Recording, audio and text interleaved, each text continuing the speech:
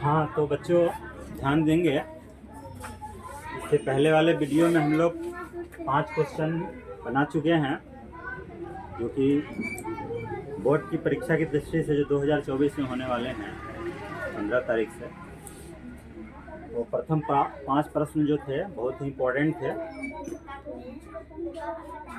हमें विश्वास है कि आप लोग उसका अच्छा से अध्ययन कर लिए होंगे और इसका अगला 5 क्वेश्चन हम सॉल्व करने जा रहे हैं क्योंकि बहुत ही सरल भाषा में आसान तरीक़ों से, जिन्हें समझना आप लोगों के लिए बहुत हल्का रहेगा। और एक बार हम नहीं समझते हैं तो इसको बार बार 2 बार 3 बार वीडियो को रिप्ले करके देखेंगे तो समझ में आ जाएगा।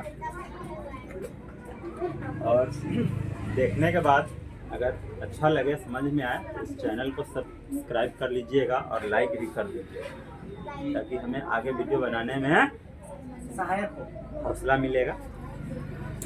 ठीक है, तो हम लोग देखते हैं क्वेश्चन नंबर 6।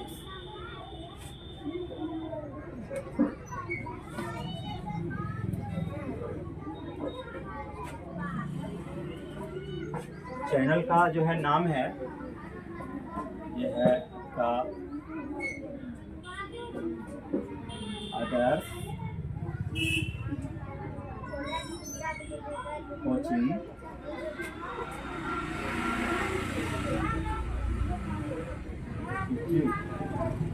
इस नाम से सर्च करेंगे तो आ जाएगा। तो हम लोग देखते हैं पहला छठा क्वेश्चन कह रहा है 10 और 250 के बीच 4 के कितने गुणज? 10 और 250 के बीच में 4 के कितने गुणज? 4 के गुणज। तो गुणज का मतलब होता है 4 के पहाड़ा में वह आना चाहिए। ठीक है, 4 से वह संख्या विभाजित होना चाहिए, वह 4 का गुणज कहलाता है। अब जैसे 4 से 12 में भाग लग जा रहा है पूरी तरह, 4 से 12, तो हम लोग कहेंगे 12 जो है 4 का गुणज है। ठीक है, तो 10 यानी 2 अंकों का संख्या है और इधर है 3 अंकों। तो 10 से बड़ी, 10 से ठीक बाद वाली वह संख्या बताइए जो 4 से विभाजित है। 12।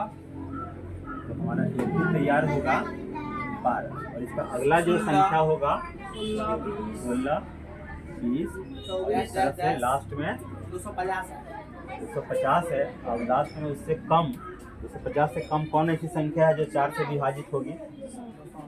तो इसको हम लोग इधर भाग ला के चेक कर लेते हैं। 250 में 4 से भाग कर लेते हैं। 4 छक 24।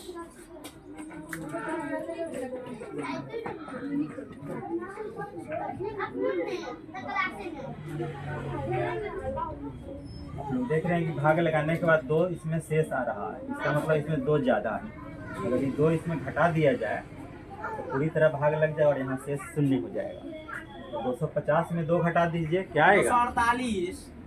248। तो ये हमारा लास्ट संख्या हो गया, अंतिम पद हो गया। इसको इनवा पद कहिए या व्यापक पद कहिए। तो देखते हैं क्वेश्चन यहाँ 10 और 250 के बीच में 4 के कितने गुणज?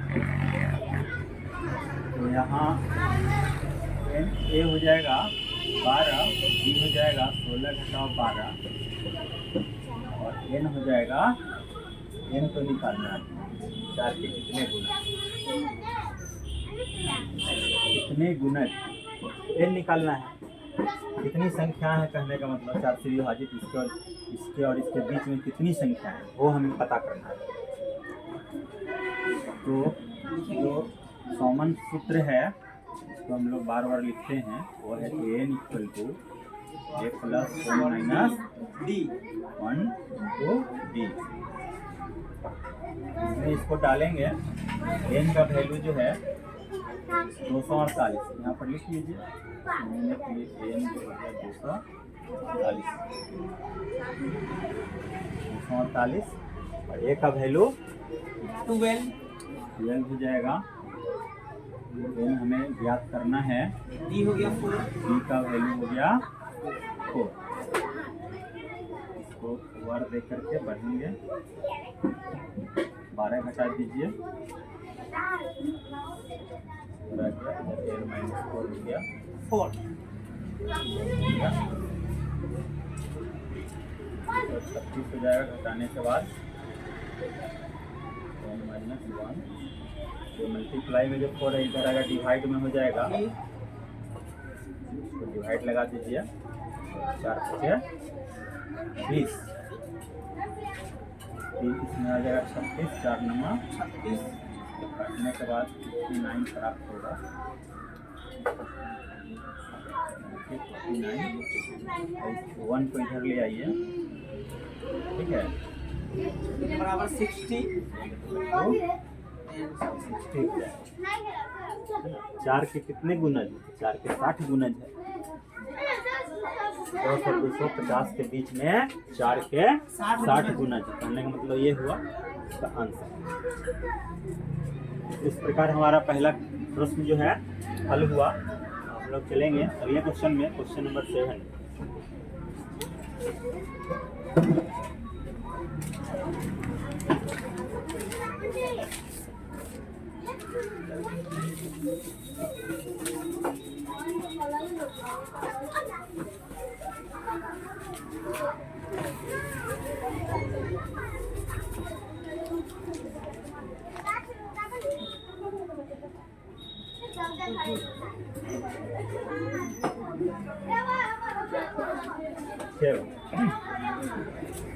ठीक हो चुका है।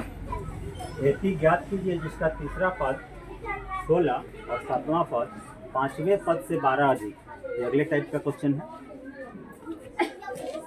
तो एटी ज्ञात करने के लिए हमें चाहिए ए और डी। इससे पहले वाला भी क्वेश्चन था जिसमें एटी ज्ञात करना था, तो ए और डी चाहिए होता है, और ये पता नहीं है, तो जो पता नहीं उसको मान लेते हैं। तो लिखेंगे माना कि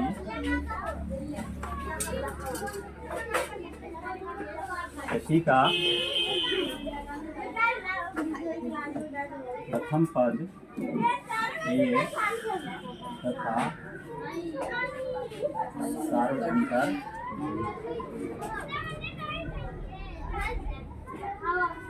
डी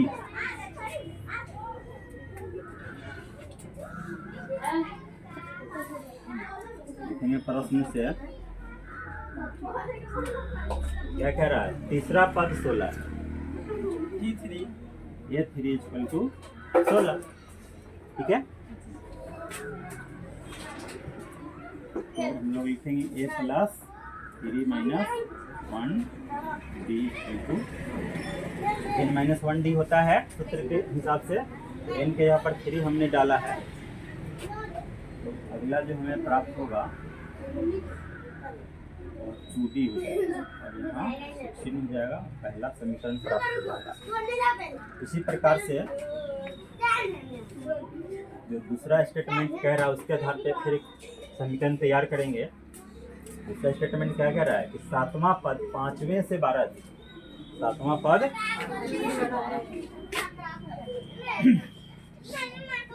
7वां पद ए से 5वां पद ए 5वें पद से 12 अधिक है, तो 5वें पद में 12 को जोड़ देंगे। ये हमारा समीकरण तैयार हो गया। इसको फिर आगे बढ़ाते हैं। A7 थोड़ा सा एक लाइन छोटा करते हैं। जैसे 3 था तो यहाँ 2d आया है, तो 7 है तो 6d आएगा। Yes sir. तो हम लोग यहाँ लिख सकते हैं a + 6d। यहाँ A5 है तो इसको लिख सकते हैं a + 4d।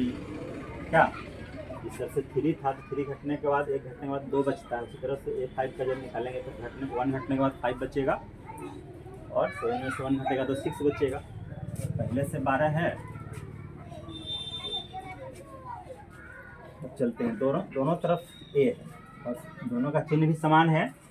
पॉजिटिव है, इधर भी पॉजिटिव है, मान भी बराबर है, तो काट सकते हैं। समीकरण में ऐसा नियम होता है। और ये इधर देख रहे हैं आप लोग 4d, इधर आएगा 6d - 4d, इधर होगा आपका 12। घटाने के बाद क्या बचेगा 2 हो जाएगा 12, डी 12/2 2 6 6। अब इस डी का मान समीकरण 1 में डाल लेते हैं, ए निकल जाएगा। क्या लिखेंगे? डी का मान समीकरण 1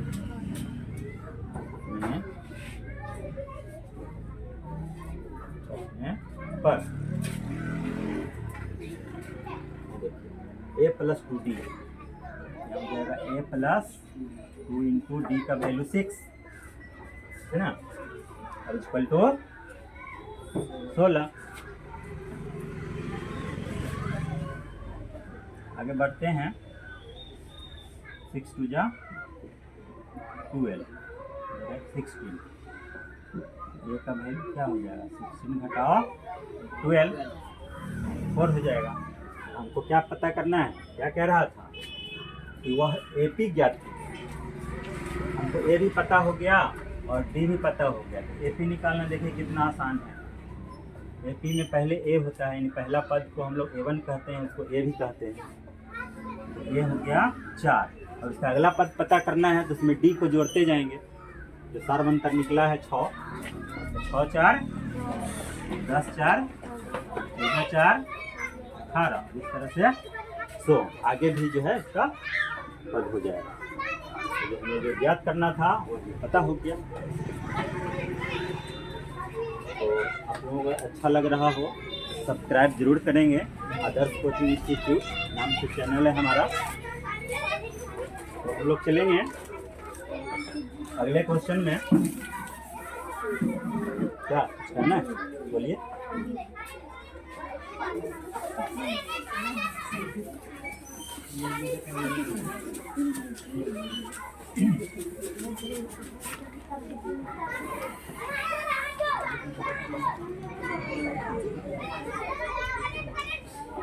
क्वेश्चन नंबर 8 देखते हैं।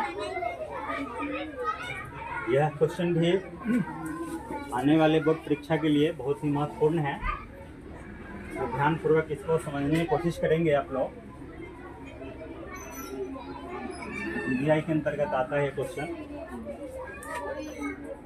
हमारा क्या लिखा हुआ है? एपी इतना के प्रथम 22 पदों का योग ज्ञात है।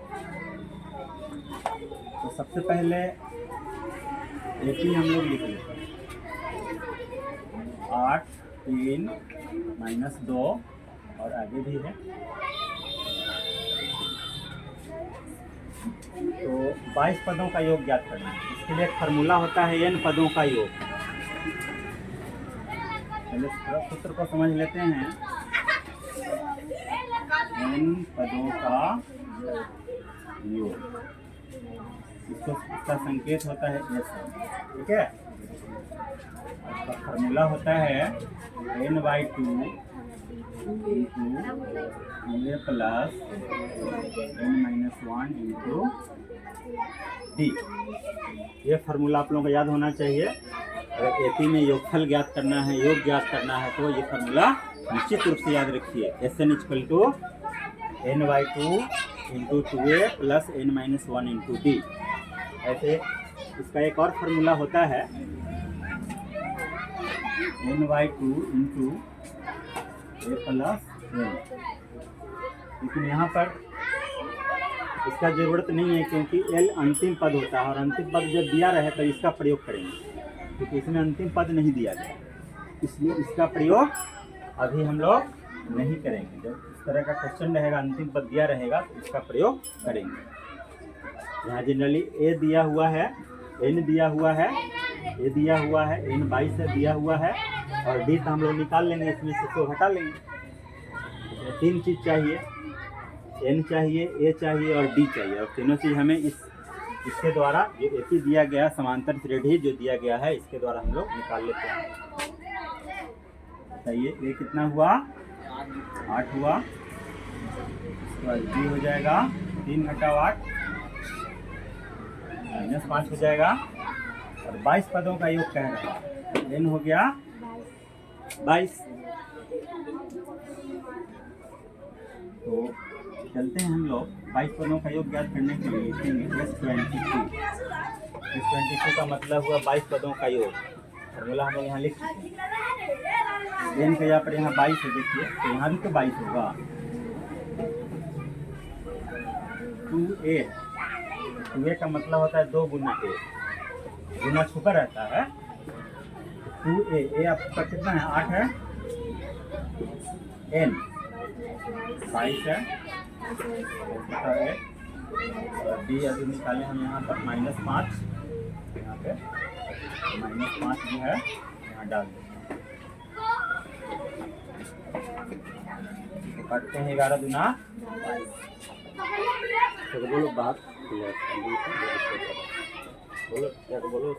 जाएगा तो छोटा हो जाएगा बबलू।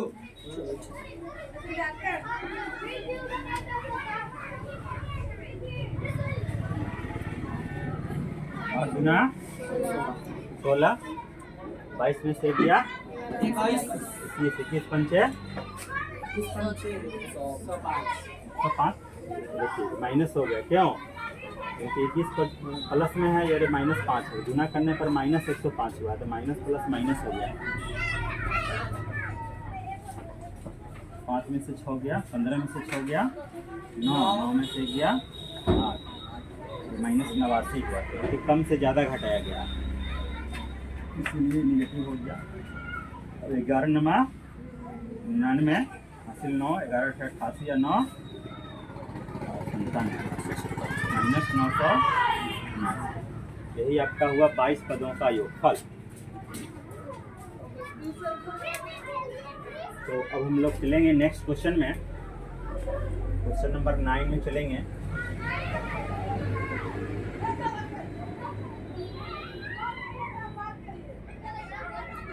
क्वेश्चन कह रहा है, यदि किसी एपी के प्रथम 14 पदों का योग 1050 है तथा इसका प्रथम पद 10 है, तो 20वां पद ज्ञात करें। 20वां पद ज्ञात करने के लिए हमें क्या चाहिए? ए चाहिए जो कि दिया ही हुआ है प्रथम पद, और डी भी चाहिए। एन तो 20 हो ही जाएगा, तो डी निकालने के लिए देखते हैं क्या करना है। किसी एपी के प्रथम 14 पदों का योग 1050 है। क्वेश्चन नंबर 9, 14 पदों का योग, तो इसको हम लोग 114 लिख सकते हैं। 14 पदों का योग है 1050, और आपका प्रथम पद दिया हुआ है, क्या दिया हुआ है? 10। तो 20वां पद ज्ञात करना है। 20वां पद यानी कि 820, 20वां पद मतलब क्या हुआ? 820, ये ज्ञात करना है। चलिए आगे बढ़ते हैं। S14 यानी एसएन का जो फार्मूला है इसका प्रयोग करेंगे। हम लोग लिखे हुए यहाँ पर एसएन का फार्मूला देख सकते हैं। एसएन के जगह पर क्या है? S14 है, सॉरी एसएन है ना, तो क्या काम करते हैं, इसके आगे वाला जो है उसको लिखते हैं। एन के जगह पर क्या है? 14 बटा 2 ब्रैकेट दे देंगे। एक 2a है, लिख लेते हैं 2a plus n-1 d 1050। Formula पर हमने डाल लिया है, इसको बढ़ना है आगे प्रोसेस करते हुए।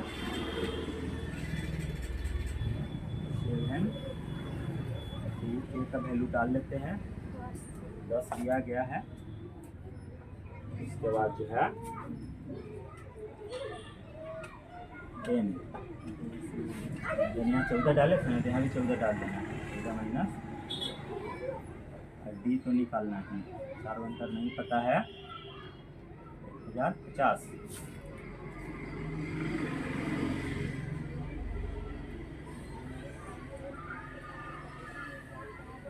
10 गुना 20, 14 में से गया 13 डी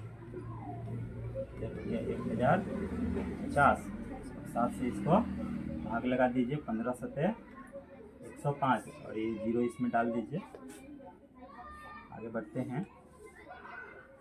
13 डी बराबर 150, ये 20 उधर जाके क्या हो घट जाएगा, क्या बचेगा? 130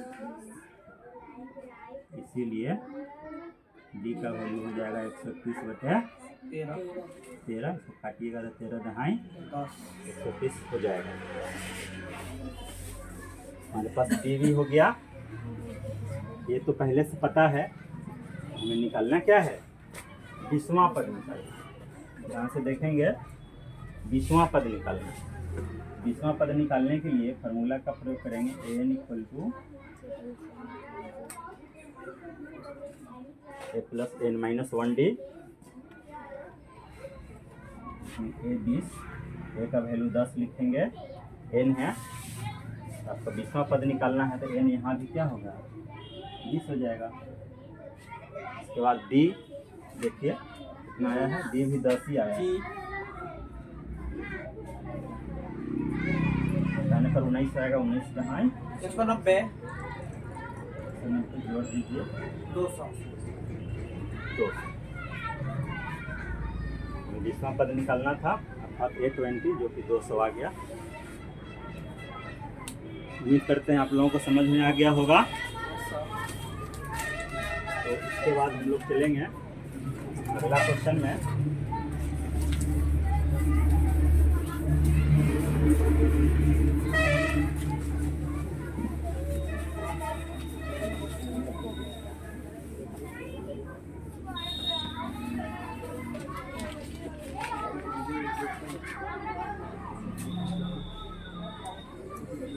क्वेश्चन नंबर 10 देखते हैं क्या लिखा है। एक ही इतना कि कितने पद लिए जाएं ताकि उनका योग 78 हो जाए। कितने पद लिए जाएं, इस पर ध्यान देना है। ठीक है, कितने पद अर्थात n हमको पता करना है। कोई भी क्वेश्चन बनाने के लिए हमें दो चीज़ पर ध्यान देना चाहिए कि दिया हुआ क्या है और निकालना क्या है। ठीक है, तो दिया हुआ है हमारे पास AP अर्थमेटिक प्रोग्रेशन 24, 21, 18 और एक चीज और दिया हुआ है कि उनका योग कितना हो जाए? 78।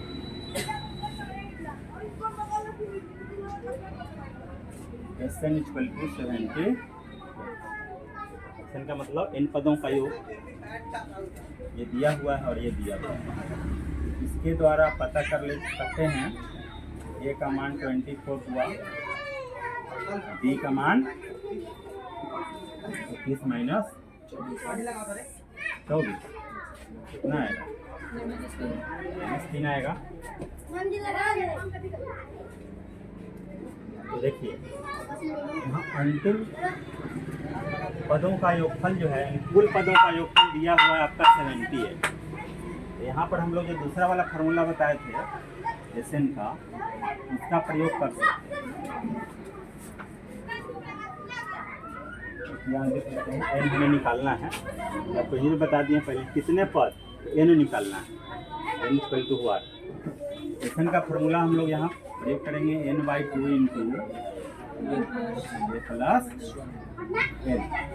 ठीक है, लिख लीजिए सूत्र कितना से SN का वैल्यू क्या है? SN का वैल्यू है 78 और n तो हमें पता करना है। A का वैल्यू कितना है? 24 है 24 है और L का वैल्यू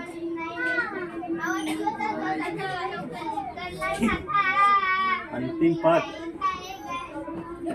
पद कहाँ दिया गया? इसका प्रयोग बाद में करते हैं। पहले जो है वो जो है देखते हैं कितने पद लिए जाएं ताकि उनका योग 78 हो जाए।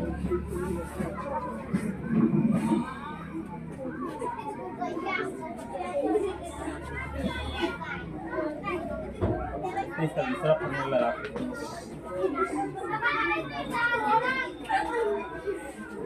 ये प्लस n-1 इंटू b। तो इस पर लगाते हैं 2a है 2a है 2 गुना ये कमांड देखिए ये 24 इनको पता नहीं है a का मान बताइए कितना है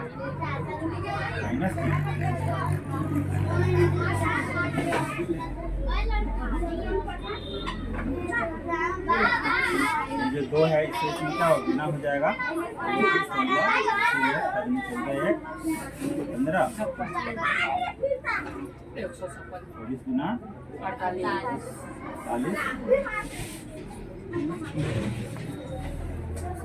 -3 से गुना कर लेते हैं इसको -3n हो जाएगा माइनस प्लस 3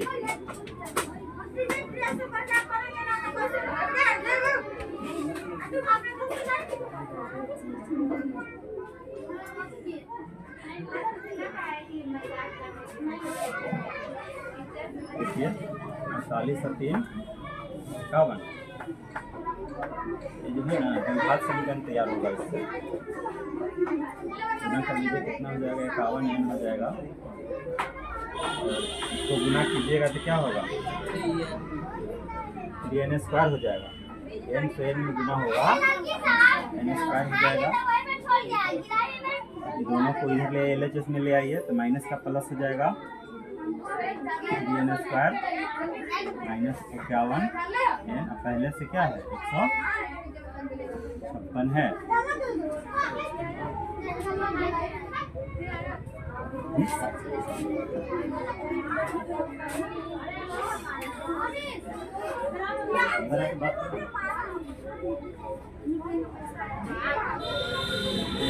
काम हो रहा है बाद में देख लो